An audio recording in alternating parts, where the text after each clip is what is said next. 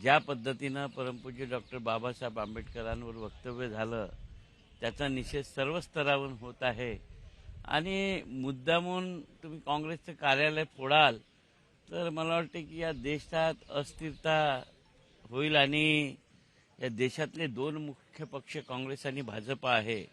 लोकशाहीमध्ये विरोधी पक्षाची भूमिका सुद्धा महत्त्वाची असते आणि जर विरोधी पक्ष तुमच्या चुकलेल्या गोष्टींकडे लक्ष केंद्रित करत असेल आणि त्याचा हा बदला तुम्ही घेत असाल तर हा निषेधार्थ आहे. याच्यावर कारवाई व्हायला पाहिजे आणि जेवढं हे प्रकरण चिघळवलं जाईल तेवढा निषेध हा सर्व स्तरावर होईल असं मला वाटतं. बऱ्याच कार्यकर्त्यांना मारहाण झाली, अनेकांना हॉस्पिटलमध्ये न्यावं लागलेलं आहे.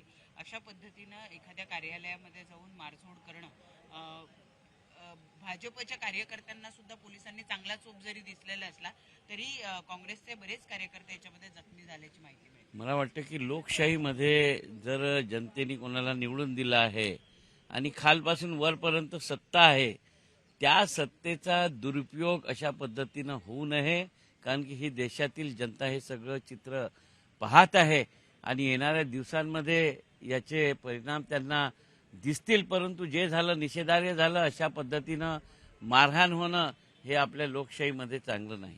भाजपकडून एक आरोप केला जातोय की चुकीच्या पद्धतीने हे सगळं केलं जातं.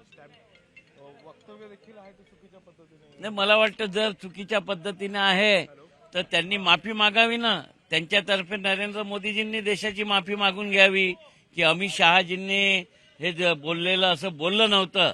जर ते बोलले नसतील असं तर त्यांना माफी मागायला काय हरकत आहे. आमची तीच मागणी आहे की त्यांनी माफी मागावी.